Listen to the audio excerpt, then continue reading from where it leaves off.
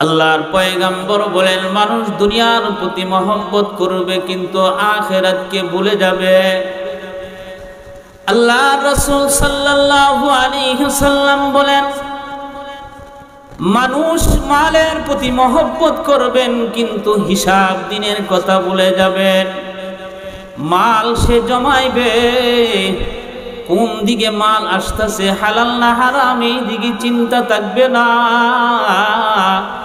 পয়গম্বর বলবেন মাল জমা করবে কিন্তু আখিরাতের দিনের হিসাবের কথা সে ভুলে যাইবে। আল্লাহর রাসূল সাল্লাল্লাহু আলাইহি ওয়াসাল্লাম বলেন মানুষ সৃষ্টি জীবের প্রতি মহব্বত করবে কিন্তু স্রষ্টাকে ভুলে যাবে।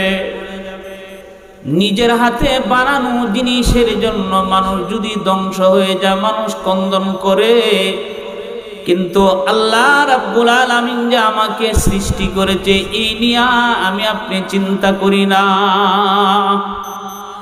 আল্লাহর পয়গম্বর বলেন মানুষ সৃষ্টির প্রতি মহব্বত রাখবে, স্রষ্টাকে ভুলে যাবে। 4 নম্বর পয়গম্বর বলেন মানুষ গুনার প্রতি মহব্বত করবে কিন্তু তওবা করাকে ভুলে যাবে। মানুষ লাগামহীন গুনাহ করতে থাকবে কিন্তু সে তওবা করবে না, গুনাহটাকে সে মনে করবে আনন্দ। আল্লাহর পয়গম্বর সরকারে দো আলম নবী বলেন আল্লাহ তাআলা ওই গুনাহ ক্ষমা করবে না। আল্লাহর রাসূল বলেন যে গুনাহটা বান্দা রাত্রে করলো কিন্তু দিনের বেলা বন্ধুদের কাছে বলল আমি অমুক অমুক গুনাহ করেছি, আল্লাহর রাসূল বলেন আল্লাহ তাআলা ডাক দিয়া বলেন এই গুনাহটাকে আমি আল্লাহ ডাকিয়া রাখছিলাম, আমি আড়াল করেছিলাম কিন্তু বান্দা তুই গুনাহটাকে প্রকাশ করে দিলে বিদায় আমি আল্লাহ তোর ওই গুনাহ মাফ করব না। এই জন্য আল্লাহর পয়গম্বর বলেন মানুষ গুনাহকে মহব্বত করবে, তওবা করাটাকে মানুষ ভুলে যাবে। 5 নম্বর সরকারে দো আলম নবী বলেন মানুষ সুন্দর সুন্দর ভবন বানাইবে, সুন্দর সুন্দর অট্টালিকা বানাবে, প্রতিযোগিতা করবে কার ঘরটা কেমন সুন্দর হয়। পয়গম্বর বলেন কিন্তু কবরের কথা সে ভুলে যাবে। এই জন্য আল্লাহ তাআলা আপনি আমাকে দুনিয়া দিয়েছেন, হায়াতের জীবন দিয়েছেন আপনি আমাকে আখিরাত সাজানোর জন্য, কিন্তু আমি আপনি আখিরাত সাজাই না। দুনিয়া পায়া মনে করি আর মনে হয় আখিরাত আমার প্রয়োজন নাই, দুনিয়াতেই আমি থাকবো। কিন্তু যারা প্রিয় আল্লাহর পেয়ারা বান্দা যারা দুনিয়াতে প্রত্যেকটি কাজী তারা আখিরাতের ফিকির করে, আখিরাতের চিন্তা করে। হযরতে তানবী রাহমাতুল্লাহি আলাইহি বলেন আল্লাহর এক বান্দা বাজারে গিয়েছেন, মুদির দোকান থেকে ওই আল্লাহর বান্দা বুজুর্গ আল্লাহর বান্দা মুদির দোকান থেকে যা প্রয়োজন তিনি ক্রয় করলেন, তখন তার পকেট থেকে টাকাগুলো দিয়ে দিলেন। দোকানদার টাকা হাতে নিয়ে বলেন চাচা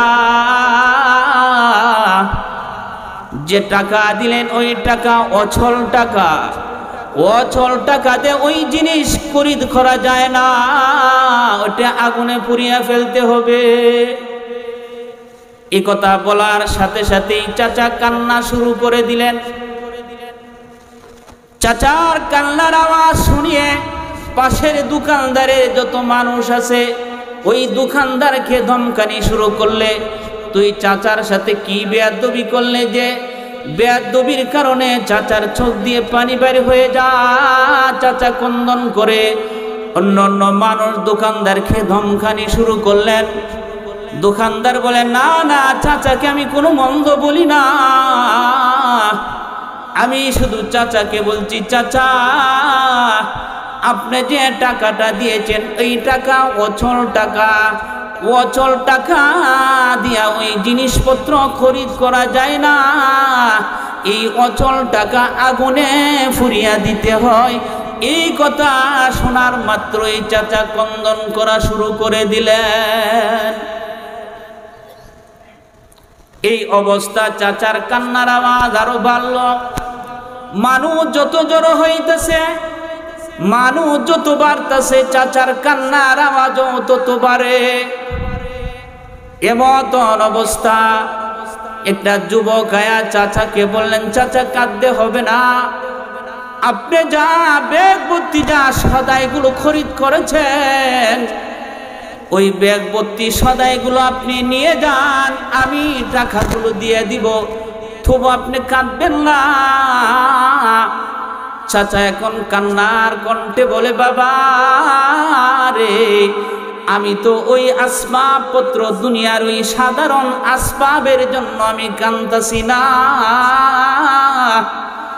আমি তো বাড়ি থেকে এসেছিলাম, আমি জানি আমার ওই টাকা অচল না, কিন্তু দোকানদারের হাতে যখন দিলাম দোকানদার বলল টাকা অচল।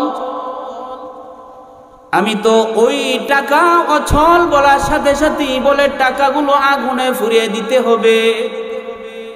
আগুনের কথা স্মরণ হয়ে আমি ওই টাকার জিনিসপত্র নেওয়ার জন্য কাঁদি না রে বাবা, আমি এই জন্য ক্রন্দন করিতেছি, এই দুনিয়ার সাধারণ টাকা অচল হওয়ার কারণে সাধারণ ডাল আর পেঁয়াজ আর রসুন আমাকে দেয় না। আমি যে আমল করিতেছি, কাল কিয়ামতের দিন যদি আল্লাহ তাআলা আমাকে ডাক দিয়ে বলে, ওরে বান্দা,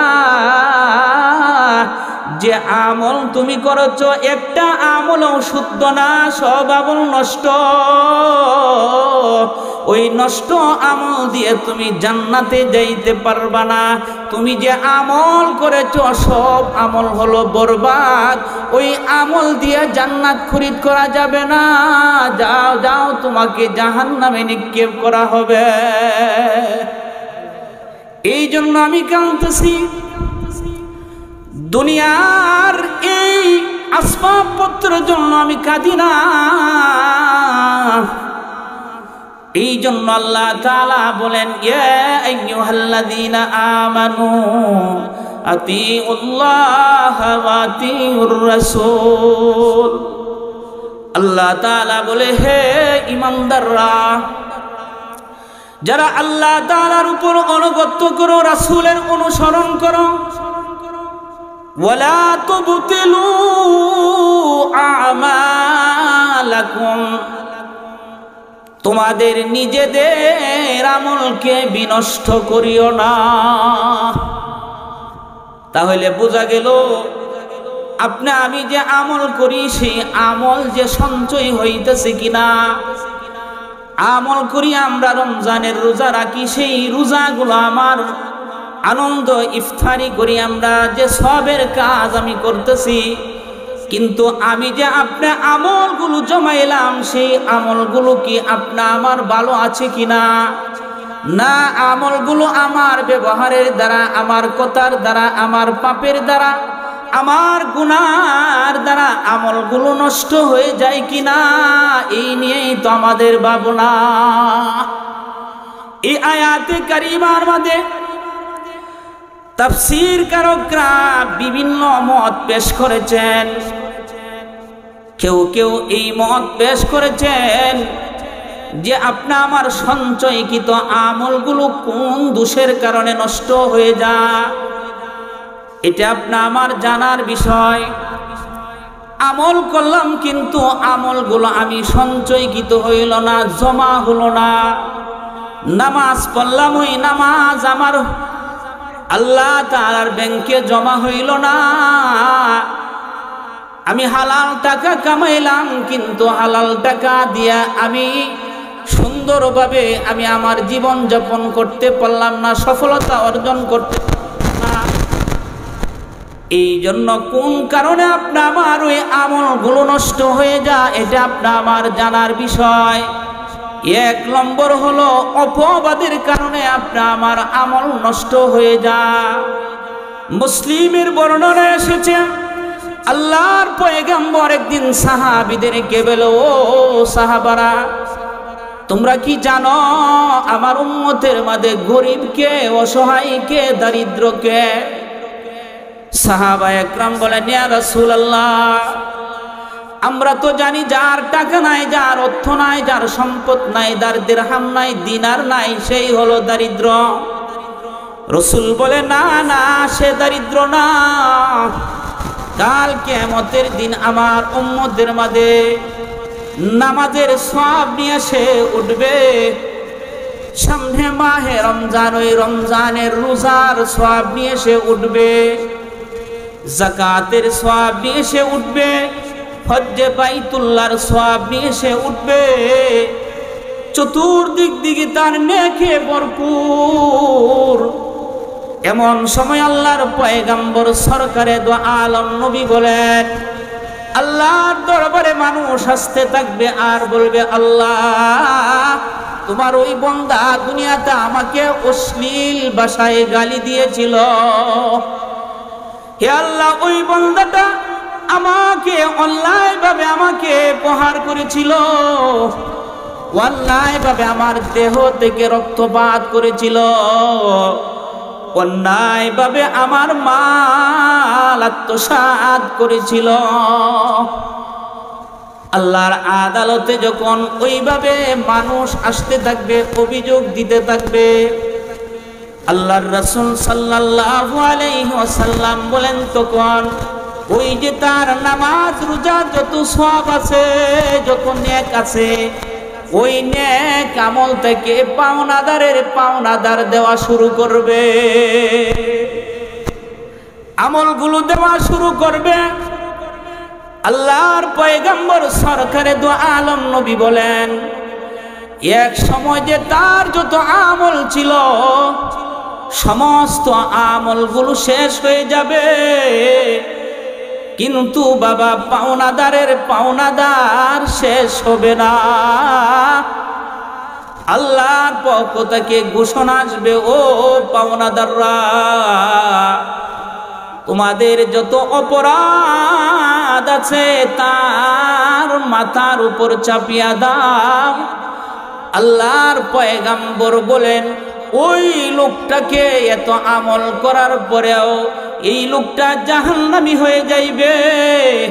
আল্লাহর রাসূল বলেন, এটি হলো আমার উম্মতের মাঝে দরিদ্র উম্মত।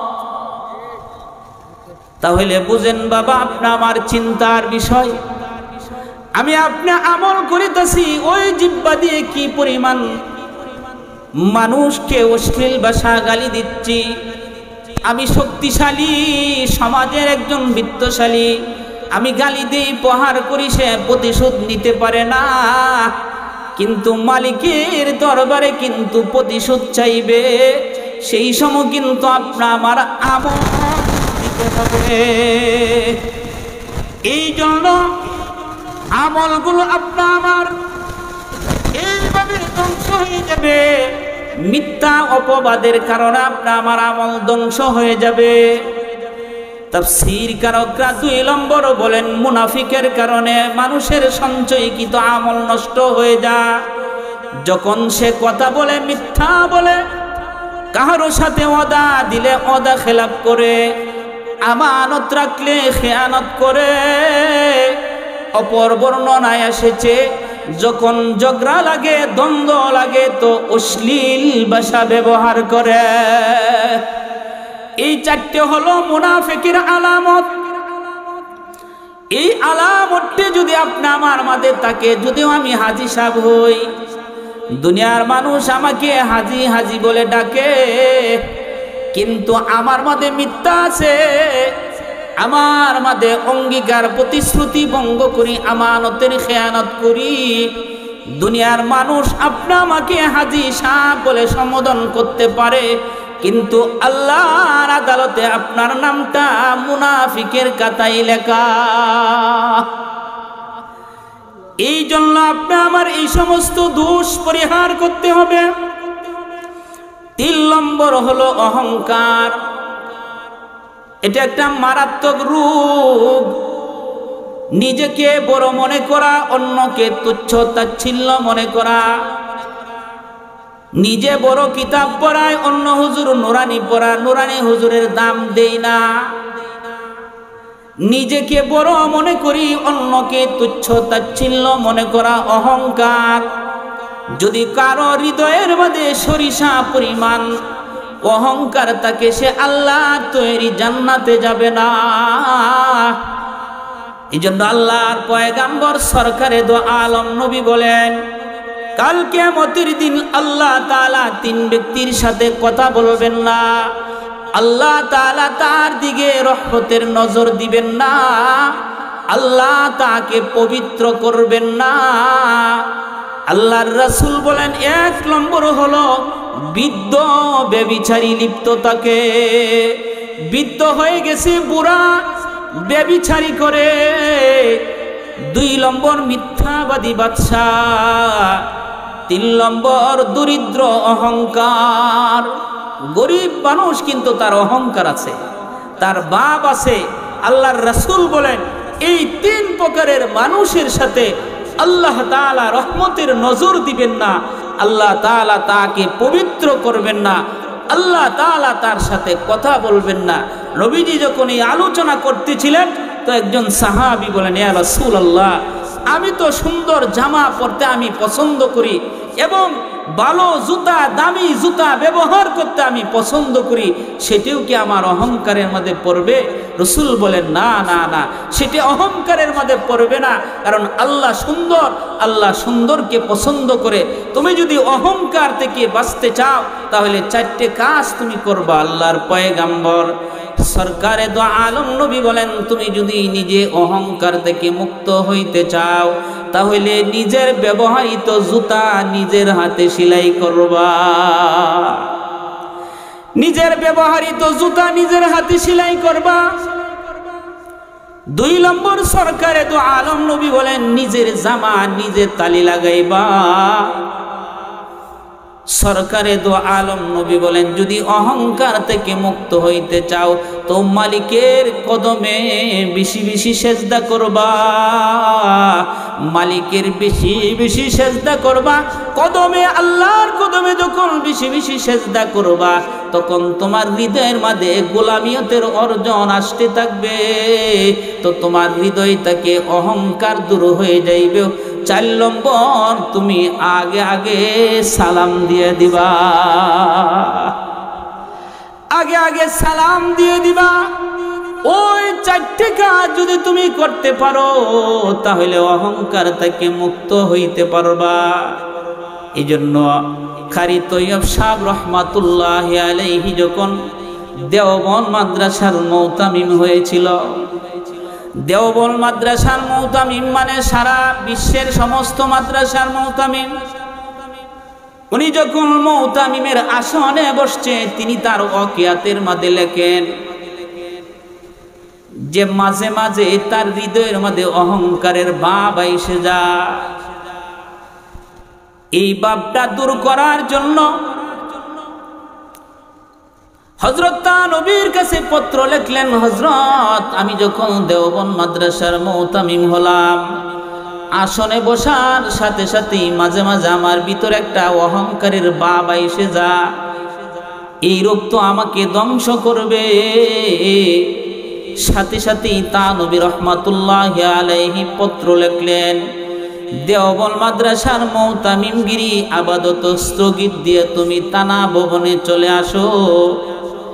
হযরতে তা নবী রহমাতুল্লাহি আলাইহির পত্র পাওয়ার সাথে সাথে তিনি তানা ভবনে চলে যান।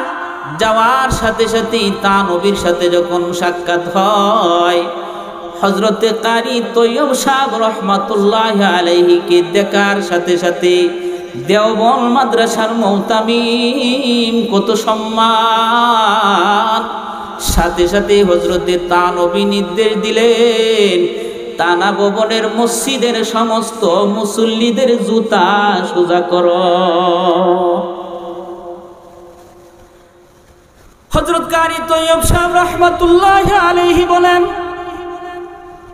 ওই নির্দেশ যখন আমাকে দিলেন, হযরত নবীর নির্দেশ পাওয়ার সাথে সাথে আমি জুতাগুলো সোজা করতে লাগলাম।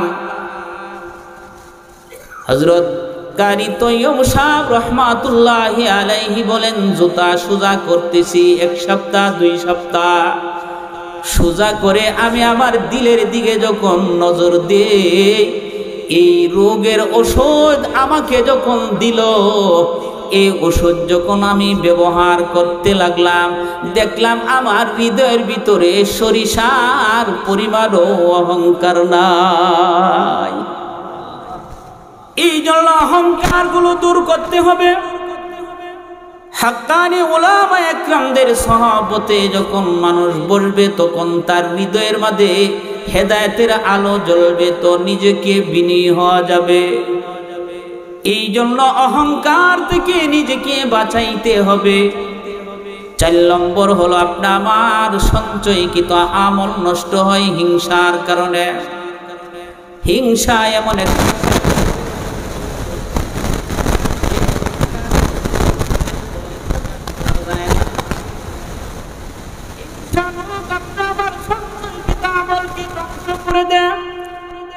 যেমন লাকড়িগুলোকে যেমন ধ্বংস করে দেয় আগুনে, তেমন ভাবে আমার আমলগুলো ধ্বংস করে দেয় হিংসা। এই জন্য হিংসা একটা মারাত্মক রোগ। এই রোগ থেকে আল্লাহ তাআলার কাছে দোয়া করি, আল্লাহ রাব্বুল আলামিন নিজেকে যেন হিংসা থেকে বেঁচে থাকার তৌফিক দান করে। আপনাদেরও যেন আল্লাহ তাআলা হিংসা রোগ থেকে বেঁচে থাকার তৌফিক দান করে। হিংসা এমন একটা রোগ, আল্লাহর পয়গম্বর সাহাবী বলেন, ইয়া রাসূলুল্লাহ, তাহলে হিংসা থেকে কেমন করে বেঁচে থাকবো? পয়গম্বর আমাকে বলে দেন, আমি যেন হিংসা থেকে বেঁচে থাকতে পারি। আল্লাহর রাসূল বলেন, তুমি যার জন্য তোমার মনের মধ্যে হিংসা জাগে, তার নামটা প্রকাশ করবা না। যার জন্য তোমার মনের মধ্যে হিংসা জাগছে, যে ওর জন্য আমি হিংসা করব, রাসূল বলেন, তোমার হৃদয়ের মধ্যে যদি হিংসাটা থাকে, তাহলে তার নামটা প্রকাশ করিও না, অন্যের দোষ বর্ণনা করিও না, তাহলেই তুমি বেঁচে যাইবা। 5 নম্বর সরকারে দু আলম নবী বলেন, রিয়া এবং লোক দেখানো আমল, রিয়া এবং লোক দেখানো আমল থেকে নিজেকে বাঁচায় রাখো। আমরা যদি একদিন তাহাজ্জুদ পড়ি, পরের দিন যদি দেখি বন্ধু সামনে অঙ্গাজকে কালকে রাত্রে তাহাজ্জুদ পড়ছিলাম, তাহাজ্জুদি নামাজি, নিজের অনেক জাহির প্রকাশ করতেছে, কিন্তু না, আমল প্রকাশ করার জিনিস না। আল্লাহর ওলি একজন মানুষ একটা গোলাম খরিদ করে আনছে। গোলাম বলতেছে, হুজুর, আমার মনিব, আপনি তো আমাকে খরিদ করেছেন, ক্ষয় করেছেন, তো আমি আপনার কাছে 3টে আবদার জানাচ্ছি। কি আবদার? 1 নম্বর আবদার হচ্ছে, নামাজের সময় যখন হয় তখন আমাকে নামাজ পড়া থেকে বাধা দিবেন না। 2 নম্বর আবদার হলো, আপনি আমার কাছ থেকে দিনের বেলা সেবা নিবেন, রাত্রে আমার কাছ থেকে কোনো কাজ নিবেন না। 3 নম্বর আপনার কাছে আমার দরখাস্ত, যে আমার এমন একটি ঘর দিবেন, রুম দিবেন, যে রুমে শুধু আমি একাই থাকবো, অন্য কেউ থাকতে পারবে না। মনিবের কাছে 3টে শর্ত করলেন। ওয়াকিয়াতের মাঝে বলেন, মনিব গোলামকে বাড়িতে নিয়ে যায়, গোলামকে রুমগুলো দেখাইতেছে, ওই যে রুম দেখো ওইটা খালি আছে, ওইটা খালি আছে। দেখে দূরে একটা রুম, যে রুমের মধ্যে আবর্জনা ভর্তি, চতুর্দিক দিকে, যে রুমটা মানুষ থাকার মতো উপযোগী না, গোলাম সেই রুমটাকে পছন্দ করে নিলেন। মনিব বলে, ওরে গোলাম, এমন একটা রুম পছন্দ করলা, যে রুম মানুষ থাকতে পারবে না, ওইটা কেন তুমি পছন্দ করে নিলা? গোলাম বললেন, ওগো মনিব, এই রুমটা অপছন্দীয় রুমটা আল্লাহর সে গোলামি করে সেটাকে দামি বানাবো।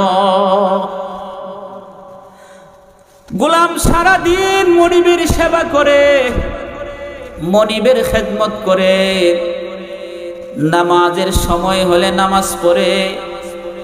আমরা তো সেখানে কেউ গোলাম না।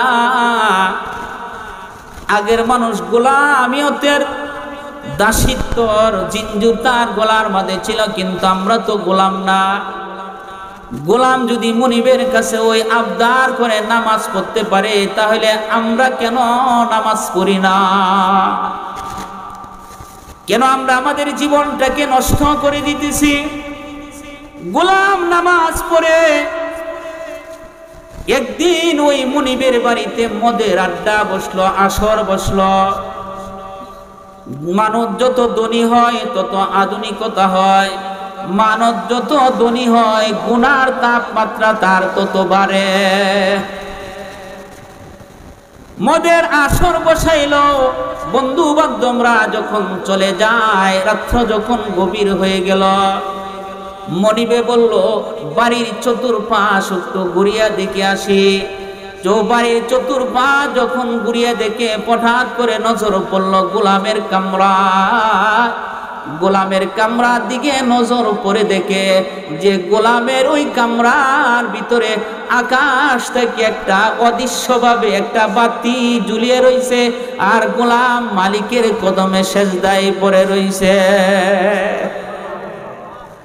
গোলাম মালিকের কদমে সেজদায় পড়িয়া মুনাজাতে হাত তুলে বলে কাঁদে, আল্লাহ তুমি তো জানো আমি একজন মানুষের গোলাম। রাতটা শুধু আমি তোমার জন্য দিয়েছি, দিনের বেলা পুরা দিনটা আমি দিতে পারি না। আমি কমজোর, আমি দুর্বল গোলাম। তুমি আমার ওই ইবাদত গুলো তুমি গ্রহণ করে নাও, কবুল করে নাও। এই সেজদায় পড়ে কান্দে, আর মনিব ঘরের পাশে পাশে এই গোলামের কান্নার আওয়াজ শুনে। মনিব এখন চলে যায়, মনিবের মনটা বড় খারাপ। গোলাম হয়ে মালিককে বলে না। সকালবেলা বিবিকে বলতেছে, বিবি রে, আমাদের ঘরের যে গোলাম সেটা তো গোলাম না, সেটা একটা মস্ত বড় আল্লাহর বুজুর্গ, এটা আল্লাহর ওলি। পরের দিন বিবিকেও দেখাইলো, দেখানোর পর পরের দিন যখন সকালবেলা ফজরের নামাজ পড়ে গোলাম মনিবের দরজায় হাজির হলো। মনিব এখন ডাক দিয়া বলে, গোলাম আর কর্ম করতে হবে না, আর গোলামিয়তের করতে হবে না, এখন থেকে তুমি হবা মনিব আর আমরা হব তোমার গোলাম। এই কথা বলার সাথে সাথেই গোলাম বলেন, মনিব আমার সাথে এমন করতেছেন কেন? কি ব্যাপার? মনিব ডাক দিয়া বলে, দেখছি তুমি যে রাত্রে মালিকের কদমে সেজদায় পড়ে থাকো, অদৃশ্যভাবে একটা নূরের বাতি তোমার সেজদার জায়গার মধ্যে পড়ে থাকে। যখন ফজর হয়ে যা বাতি চলে যা, তোমার দ্বারা সেবা নেওয়া যাবে না। সাথে সাথে গোলাম ইবাদত বাদশা আমার মনিব ইবাদত দেখে ফেলছে। গোলামের কাছে এমন লজ্জা হইল যে কালকেই তো আমাকে মানুষ বুজুর্গ বুজুর্গ বলে ডাকবে। আমরা তো বুজুর্গ পালি প্রকাশ করতে চাই। বুজুর্গ কেমন করে মানুষ প্রকাশ করে, আমারে বুজুর্গটাকে এটা আমি জানি, প্রকাশ করতে চাই। কিন্তু আগের যুগের মানুষ বুজুর্গি প্রকাশ হইলে ওই গোলাম আল্লাহকে ডাক দিয়া বলে, আল্লাহ তোমার কাছে প্রতিশ্রুতি করেছিলাম মালিক যে তুমি আমার ইবাদত গুলো কারো কাছে জাহের করবা না, তুমি আমার ইবাদত গুলো কারো কাছে প্রকাশ করবা না। আল্লাহ যেহেতু তুমি আমার ইবাদত গুলো প্রকাশ করে দিয়েছো, তাহলে ওই লাঞ্ছিত অপমানিত চেহারার দেখাইতে চাই না। মালিক এই মুহূর্তে তুমি আমাকে দুনিয়া থেকে উঠায় নিয়ে নাও। এই কথা বলার সাথে সাথে মনিবের দরজা গোলাম কালমা তৈবা পরে ইন্তেকাল হয়ে যা। ইবাদত ওরা দেখাইতে চায় না। এই জন্য আল্লাহর রাসূল সাল্লাল্লাহু আলাইহি ওয়াসাল্লাম বলেন, সাহাবীদেরকে বলেন, ও সাহাবায়ে কেরাম, তোমরা জুব্বুল হুজুম নামে একটা আযাব জাহান্নাম থেকে তোমরা পানা চাও, কারণ এটি এমন একটা জাহান্নাম যে অন্যান্য জাহান্নামীরা দৈনন্দিন 400 বার আল্লাহর কাছে পানা চায়। সাহাবায়ে কেরাম জিজ্ঞাসা করলেন, ইয়া রাসূলুল্লাহ, ওই জুব্বুল হুজুম নামের যে জাহান্নাম, ওতে কারা পোকা প্রবেশ করবে? আল্লাহর পয়গম্বর সরকারে দো আলম নবী বলেন, ওই জাহান্নামে ওই সকল মানুষ পোকা প্রবেশ করবে যারা লোক দেখানোর জন্য আমল করবে। তাইলে বোঝা গেল লোক দেখানো আমল আপনার আমার সেটা আমল না। 7 নম্বর হলো চারিত্রিক দোষ। মানুষের সবচেয়ে বড় সম্পদ হলো চরিত্র। মানুষের চরিত্র যদি একবার নষ্ট হয়ে যায়, টাকা হারিয়ে গেলে আপনি টাকা পাইবেন, কিন্তু একবার যদি ইজ্জত নষ্ট হয়ে যায়, ওই ইজ্জত আর সম্মান কোটি টাকা দাও কিনা যাবে না। এই জন্য আল্লাহর পয়গম্বর বলেন, যার চরিত্র ভালো, ইমানের দিক দিয়ে সে হলো পরিপূর্ণ। যার চরিত্র উত্তম, পয়গম্বর বলেন ইমানের দিক দিয়ে সে পরিপূর্ণ।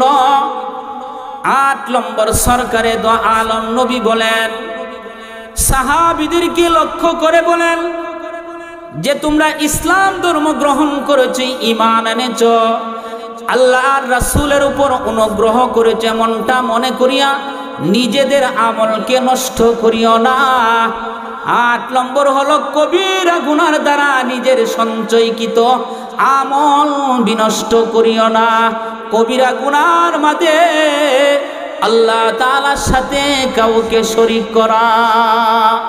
বুখারীর বর্ণনায় এসেছে, আল্লাহর পয়গম্বর সরকারে দো আলম নবী সাহাবী হযরত আবু হুরায়রা থেকে বর্ণিত, নবীজি বলেন, তোমরা ধ্বংসকারী 7টা গুনাহ থেকে সাবধান থাকিও।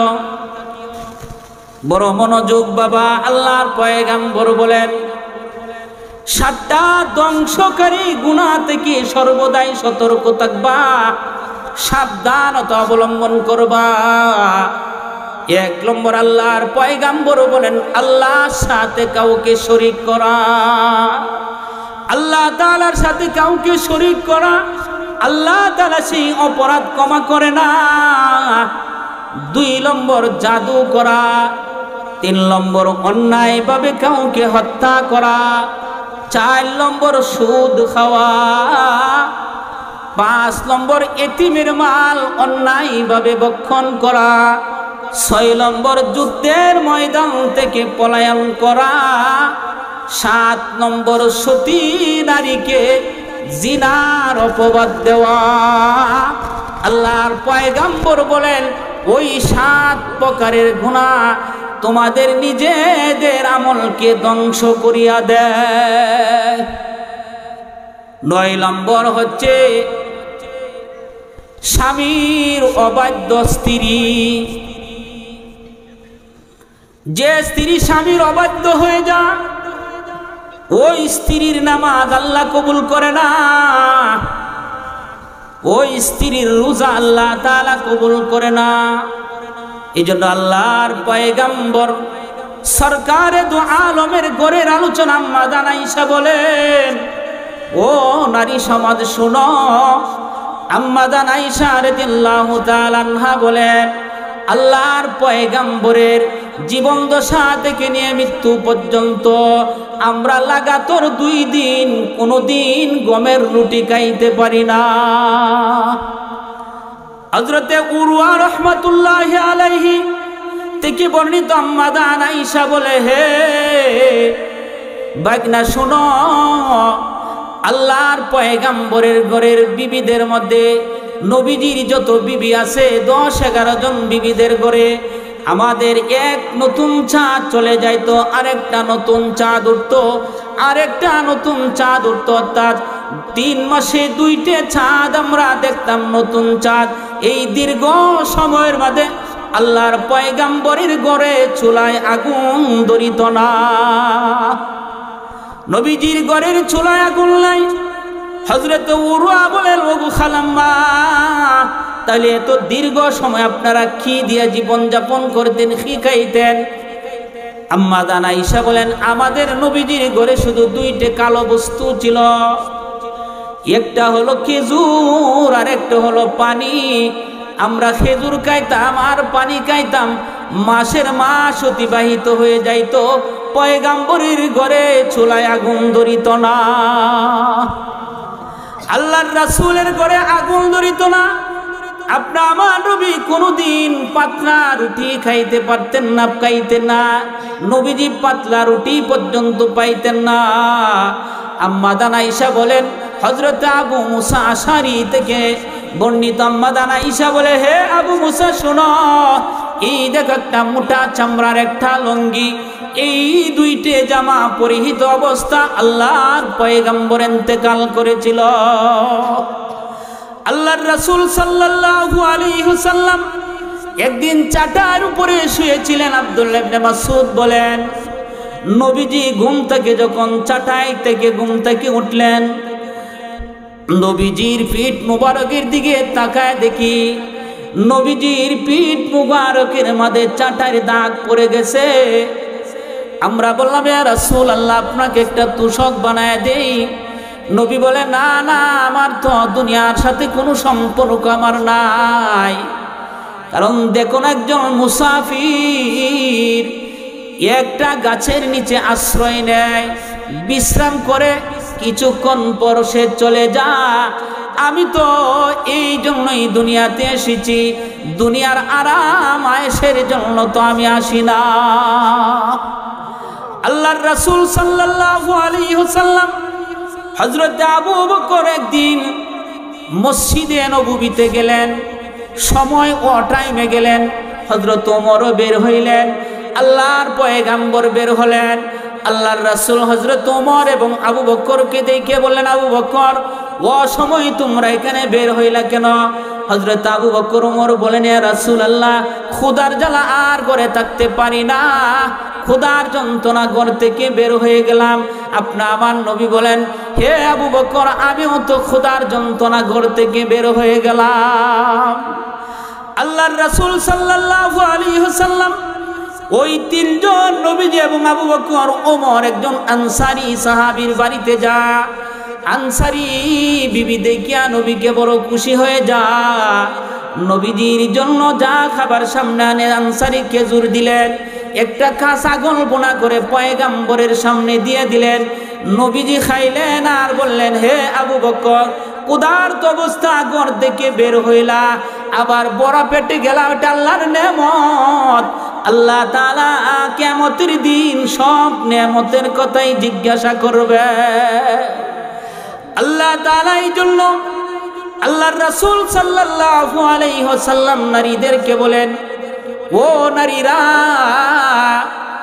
তোমরা যদি তোমাদের স্বামীকে সন্তুষ্ট রাখিয়া, রাসূল বলেন, কোন মেয়ে যদি স্বামীর হাতে মারা গেল আর স্বামী ওই মেয়ের প্রতি সন্তুষ্ট প্রকাশ করলো, তার বিবির প্রতি সন্তুষ্ট প্রকাশ করলো, পয়গাম্বর বলেন ওই নারীতে মরার সাথে সাথে জান্নাতের বিছানা পাইবে। আল্লাহর পয়গাম্বর সরকারে দু আলম নবী বলেন, নারীদেরকে বলেন, ও নারীরা, আল্লাহ তাআলার পরে যদি কাউকে সিজদা করার আল্লাহ নির্দেশ দিত, তো আল্লাহ তাআলা, রাসূল বলেন, আল্লাহ নির্দেশ দিতেন, আল্লাহর পরে যদি কাউকে সম্মান আর সিজদা করার নির্দেশ হইতো, তাহলে নারী সমাজকে আল্লাহ তাআলা বলতেন যে তোমাদের স্বামীর পায়ে সিজদা করো। আল্লাহর রাসূল সাল্লাল্লাহু আলাইহি ওয়াসাল্লাম বলেন, এই জন্য নারীরা যদি জান্নাতে যাইতে চায় কিছু 4টা আমল করলেই তারা জান্নাতি। রাসূল বলেন যদি তারা রমজানের 5 ওয়াক্ত নামাজ আদায় করে, রমজানের রোজাগুলো রাখে এবং পর্দা থাকে এবং স্বামীর অনুগত হয়, আল্লাহর পয়গম্বর সরকারে দো আলম নবী বলেন ওই নারীর জন্য জান্নাতের 8টা দরজা উন্মুক্ত থাকবে, যে কোনো দরজা দিয়ে ওই নারীতে প্রবেশ করতে পারবে। এই জন্য নারীর জান্নাতে যাওয়ার সন্তুষ্ট হলো একমাত্র তার স্বামী যদি তার প্রতি সন্তুষ্ট থাকে। পয়গম্বর সরকারে দো আলম নবী বলেন কোন স্বামী তার স্ত্রীকে বিছানায় ডাকলো, এমন অবস্থা বিছানা আসার জন্য সে অস্বীকার করিল, পয়গম্বর বলেন ওই নারীদের জন্য আল্লাহর ফেরেশতারা সারা রাত তার জন্য লানত করতে থাকে, আর ওই রাত্রি যদি মারা যায় সে জাহান্নামে প্রবেশ করবে। রাসূল স্বামীদের প্রতি এত গুরুত্ব দিয়েছেন, আল্লাহর পয়গম্বর বলেন ও বিবিরা তোমরা যদি চুলার মধ্যে রুটি পাকাইতে থাকো, এমন অবস্থা তোমার স্বামী তোমার ডাকে, তুমি রুটি বানানো বাদ দিয়া তুমি তোমার স্বামীর ডাকে সাড়া দিয়া দাও।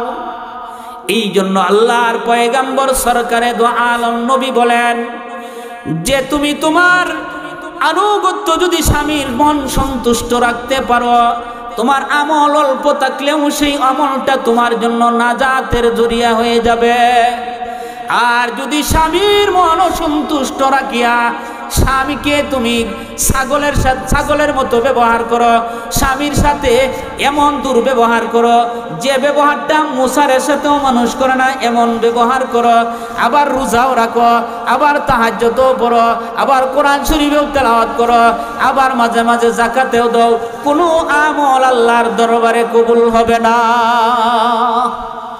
এই জন্য আপনি আমার সঞ্চয়কৃত আমল রাখার জন্য 9 নম্বর হচ্ছে যে স্বামী স্ত্রী স্বামীর অবাধ্য হয়ে যাইবে ওই স্ত্রীর ইবাদত আল্লাহ তাআলা কবুল করবে না। 10 নম্বর হচ্ছে মাতা পিতার অবাধ্য সন্তান, যে সন্তানটা মাতা পিতার অবাধ্য হয়ে গেছে,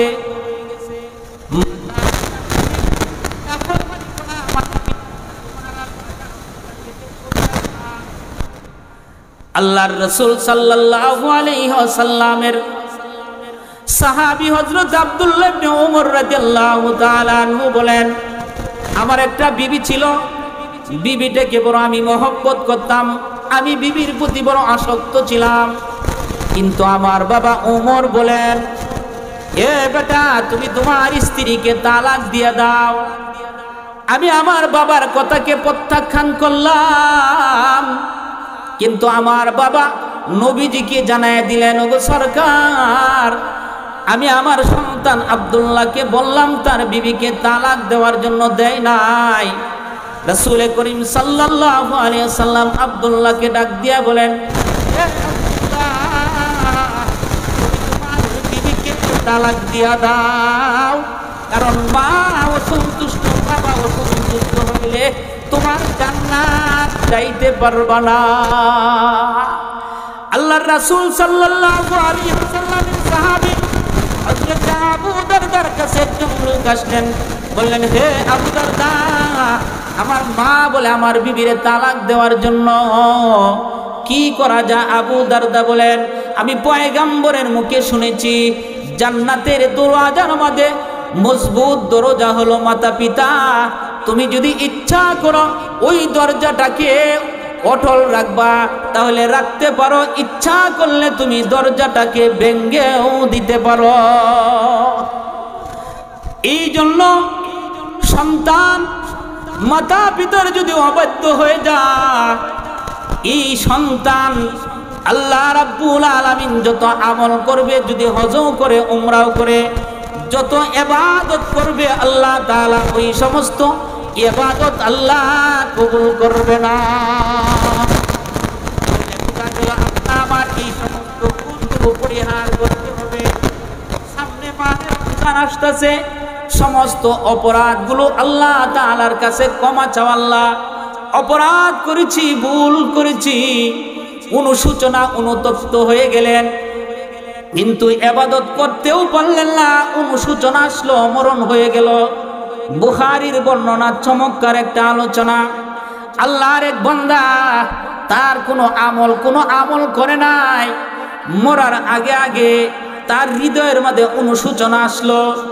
সন্তানদেরকে ডাক দিয়া বললেন, বাবা শুনো, আমি আল্লাহর কোনো গোলামি করি না। আল্লাহ আমাকে যে উদ্দেশ্য পাঠাইছিল, মালিকের গোলামি থেকে আমি বঞ্চিত ছিলাম, বিদায় হে সন্তানরা শুনো,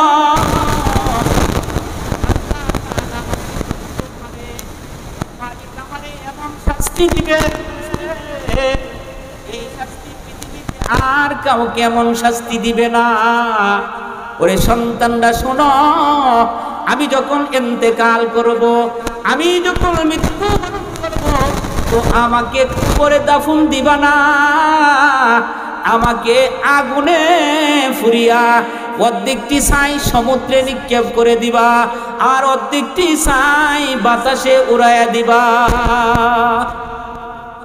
সন্তানদেরকে এই ওসিয়ত করলেন বাবা।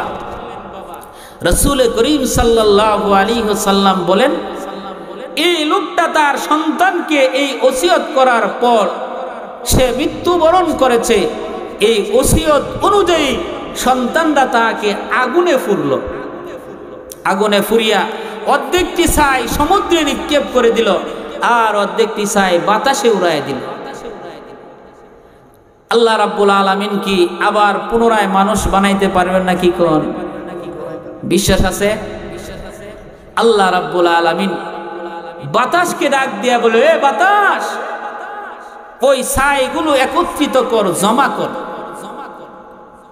ছাই জমা করলেন, সমুদ্রকে আল্লাহ নির্দেশ দিলেন, এ সমুদ্র তুমি ছাইগুলো একত্রিত করো। আল্লাহ রাব্বুল আলামিনের নির্দেশ অনুযায়ী যখন ছাইগুলো একত্রিত হয়ে গেল, লোকটা আল্লাহর সামনে দাঁড়িয়ে গেল। আল্লাহ তাআলা ডাক দিয়া বলে, বান্দা কেলে তুই নিজের উপরে তো অবিচার করলে? লোকটা ডাক দিয়া বলে, আল্লাহ তুমি পাঠাইছিলা তোমার গোলামির জন্য, কিন্তু গোলামি করতে পারি নাই। এই যে কাজটা আমি করেছি একমাত্র তোমার ভয়ে করেছি। আমি আমার এই অপমান লাঞ্ছনাজনক চেহারাটা কেমন ভাবে তোমার দরবারে দেখাইব? আমি আমার এই চেহারাটা, ইবাদতবিহীন চেহারাটা তোমার দরবারে আমি কিভাবে দেখাইব মওলা? আল্লাহ তুমি তো হৃদয়ের খবর জানো, আমার হৃদয়ের দিকে তুমি নজর দাও। আমি যে এই কাজটা করেছি একমাত্র তোমার ভয়েই করেছি। আল্লাহ রাব্বুল আলামিন বলে, হ্যাঁ বান্দা, আমি তো হৃদয়ের খবর জানি, এই কাজটা তুমি করেছ আমার ভয়ে। যেহেতু অনুশোচনা আসছে, গুনাহ করেছ, আর আমার জন্য লজ্জা হবে, এই জন্য এই কাজটা করেছ। বিদায় আমি তোর জিন্দেগীর সব গুনাহ মাফ করে জান্নাত দিয়ে দিলাম। এই জন্য মাহে রমজান আসতেছে বাবারা, 11 মাস গুনাহ করেছি, এখন অনুশোচনা আসি, আল্লাহ তাআলার কাছে অনুতপ্ত হই, নিজের গুনাহ থেকে নিজেকে গুটায় আনি, লজ্জা বোধ করি যেমন আমি আর গুনাহ করব না। আল্লাহ তাআলা শুধু বান্দার ডাক শোনার সাথে সাথে আল্লাহ তাআলা বান্দারে এত মহব্বত করে, এত ভালোবাসে। হযরতে আমিরুল মুমিনিনের জামানায় হযরত আমিরুল মুমিনিন একদিন মদিনার বাজারে গেলেন। বাজার থেকে দেখলেন, দূর থেকে একটা যুবকের হাতে একটা মদের বোতল দেখলেন। একটা বোতল দেখলেন, হযরত ওমর টার্গেট করলেন, এই যুবকের দিকে রওনা দিলেন। যুবক এখন বুঝতে পারছে, আমিরুল মুমিনিন আমারই আসলিনের তলে, আমারই চাদরের তলে যে বোতল রেখেছি দেখে ফেলছে। এখন যদি আমিরুল মুমিনিন দেখে আমার হাতে মদের বোতল, তাহলে আমাকে শাস্তি দিবে। আমি সম্ভ্রান্ত পরিবারের একজন সন্তান, আমার অপমান হবে, লাঞ্ছনা অপদস্থ হবে, কি করা যা কি করা যা। এই মুহূর্তে তো আমিরুল মুমিনের চোখে পাকি দেওয়া যাবে না।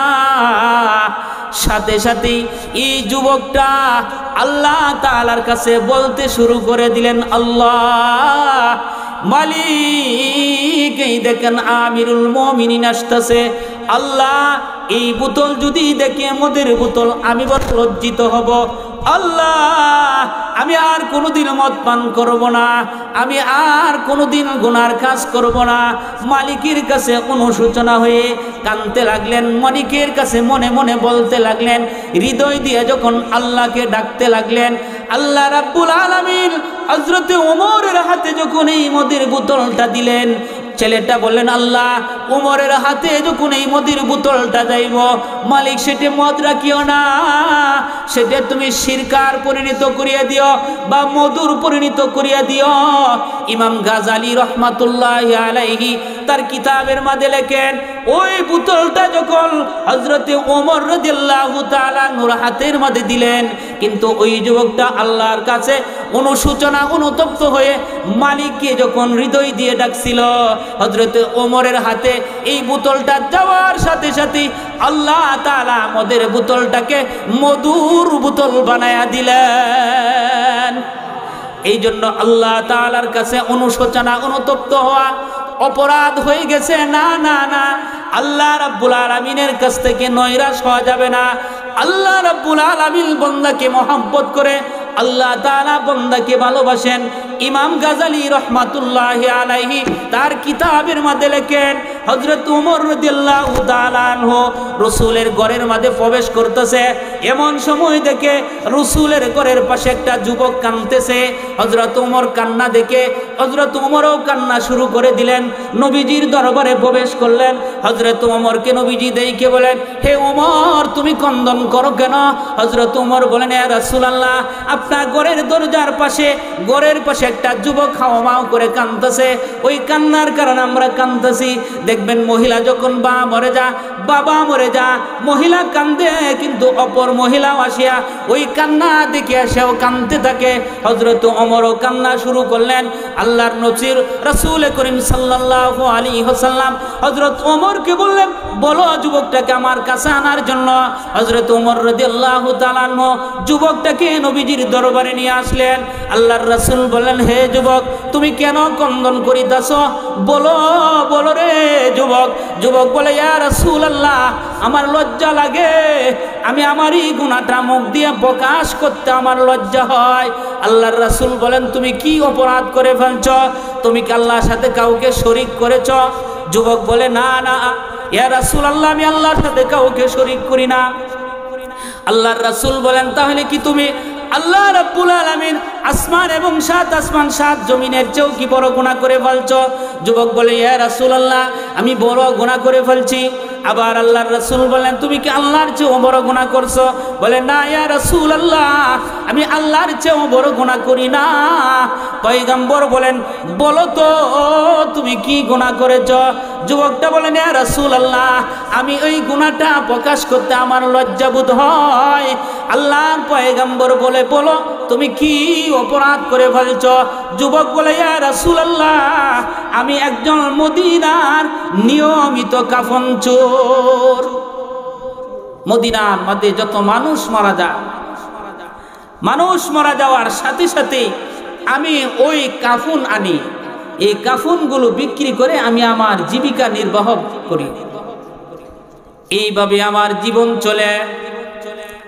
ওগো সরকার, মদিনার একজন আনসারী সুন্দরী মেয়ে ইন্তেকাল হয়েছে। আমি রাত্রে গভীরে ওই আনসারী মহিলার কবরের মধ্যে প্রবেশ করলাম। আমি তার কাফনগুলো তার শরীর থেকে যখন নিয়ে আসলাম, শরীরের দিকে নজর দিয়ে দেখলাম এত সুন্দর দেহ আর কোনোদিন দেখি না। শয়তান আমাকে এমন ভাবে আমার দিকে শাহওয়াত বৃদ্ধি করলো, শয়তান আমার হৃদয়ের মধ্যে এমন ভাবে চাপলো, ইয়া রাসূলুল্লাহ, আমি আর নিজেকে কন্ট্রোলে রাখতে পারলাম না। ইয়া রাসূলুল্লাহ, আমি কবরের মধ্যে ওই আনসারী মৃত মাইয়াতের সাথে আমি জিনায় লিপ্ত হয়ে গেলাম। আল্লাহর পয়গম্বর সরকারে দো আলম নবী এই কথা শোনার সাথে সাথে তাকে বললেন, তুমি তো বড় অপরাধ করে ফেলছ। রাসূল তাকে ঘর থেকে বের করে দিলেন। নবীজি, আপনি আমার দয়াল নবী রাহমাতাল লিল আলামিন, নিজে এই যুবকটাকে ঘর থেকে যখন বের করে দিলেন, যুবক আল্লাহর পয়গম্বরের দরবার থেকে বের হয়ে গেছে। এখন যুবক আল্লাহ ছাড়া আর কেউ নাই। যুবক এখন শুধু কান্দে, অপরাধের জন্য আল্লাহ তাআলার কাছে শুধু কান্দে। আমরা দুনিয়ার কত এমপি মন্ত্রী নেতার জন্য চোখের পানি ফেলাই, নিজের গুনার জন্য কোনোদিন চোখের পানি জড়াই না। যুবকটা অপরাধ করে ফেলছে তো মালিকের দরবারে কান্না শুরু করে দিছে। যুবক একদিন বলে, আল্লাহ তুমি যদি আমারে ক্ষমা না করো রে মওলা, তাহলে তুমি আকাশ থেকে আগুন নাজিল করে দাও, আমাকে যেন জীবিত অবস্থায় আমাকে আগুনে পুড়িয়া দাও। ওইভাবে যুবক আল্লাহর কাছে কাঁদতেছে। এইভাবে কান্নার পর যখন 39 দিন বা 40 দিন হয়ে যায়, এইভাবে কান্না জারি রাখছে। হযরত জিবরাইল আলাইহিস সালাতু ওয়াস সালাম আপনি আমার নবীর কাছে আসছে। ওগো পয়গম্বর, আপনার কাছে দুইটা প্রস্তাব। এই সমস্ত মাখলুকাত কে সৃষ্টি করেছে? আল্লাহর রাসূল বলেন, আল্লাহ তাআলা সৃষ্টি করেছেন। সমস্ত মাখলুকাতের রিজিক দাতাকে? রাসূল বলেন, আল্লাহ। আল্লাহর পয়গম্বর সরকারে দো আলমকে জিবরাইল বলে, ইয়া রাসূলুল্লাহ, যে যুবকটাকে আপনি ঘর থেকে বের করে দিয়েছিলেন, আল্লাহ তাআলা ওই যুবকের জিন্দেগীর সব গুনাহ মাফ করে দিছে। তাহলে বোঝা গেল বাবা, যত অপরাধী করি না কেন, আল্লাহ তাআলার কাছে অনুশোচনা অনুতপ্ত হওয়া। যদি এমনটা হইতে পারি, ওই অপরাধ থাকবে না, সমস্ত অপরাধগুলো আল্লাহ রাব্বুল আলামিন আপনা আমাকে ক্ষমা করিয়া দিবেন। এই জন্য আমরা যেন কোনো অপরাধ নিয়ে যেন আমরা খবরে না যাই, আমাদের জিন্দেগিতে যেন সুন্দরভাবে আখিরাতের জন্য সাজাই। আল্লাহ তাআলা আমাদেরকে সকলকে সুন্দরভাবে আখিরাত সাজানোর জন্য তৌফিক দান করুক। আসসালামু আলাইকুম ওয়া রাহমাতুল্লাহ।